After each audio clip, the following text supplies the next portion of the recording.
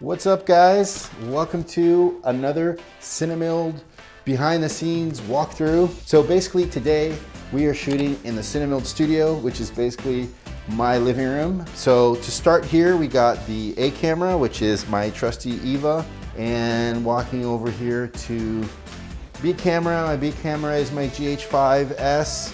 Today we're using the Nikon lenses that I'm a big fan of. Basically, lighting wise, let's get to the good part.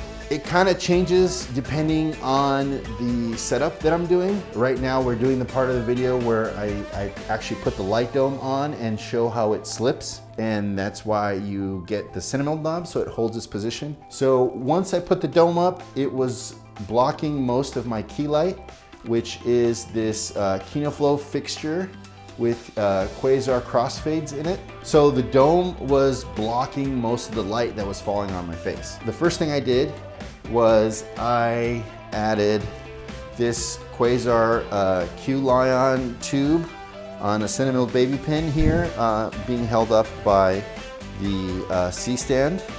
And this just kind of restored some fill that was getting blocked. But still over here on my face, I was still not having the same light I had before. So this is where the Aputure MCs are really key. I actually have here our dining room fixture. And so I put a grip clip on there.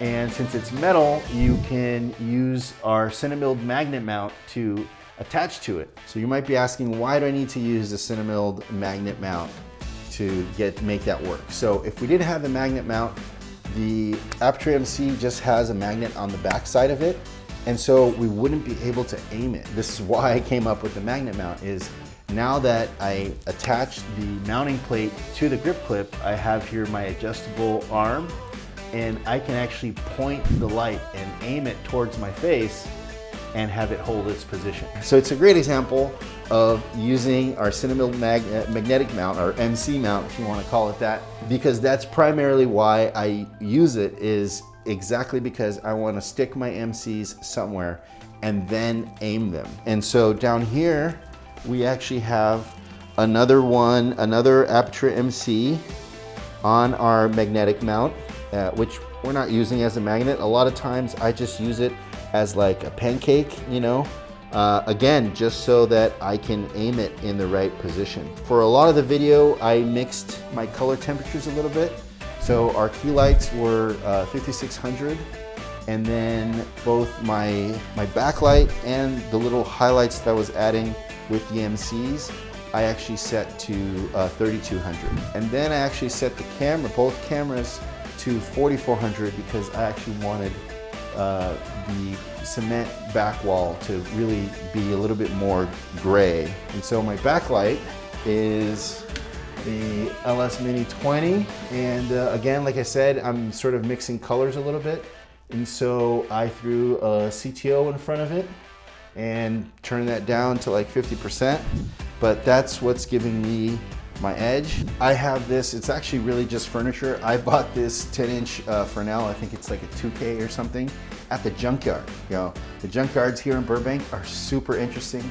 There's tons of old stuff there, and I found this thrown away. I think I bought it for like 20 bucks. I figured, you know, this is background in this part of the video, so what I did was I actually hid an Aputure MC inside of the Frontal, and I, you know, set it to 3200 and sort of dialed it in.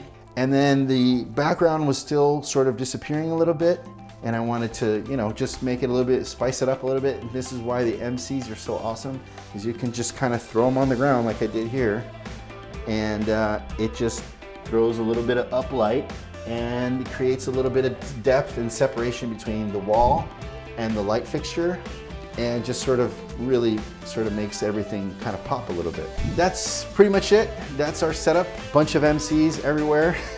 And I kind of move them around. And so finally right here, we got an Aputure 300D Mark II. Here, it's actually being used as a prop, of course, because we are showing off the CineMilled Aputure knob. And basically, you know, once you have the light dome on there, things get really front heavy, and you can apply a lot of pressure. So here you see it's sagging. So we can put it in whatever position we want. we can get our whole fist on there and get it really tight and nothing moves. It's a $20 small, simple, inexpensive little upgrade you can do to your Aputure 300D or 120D. That's a little walkthrough of our little video here today, and I hope you enjoy it.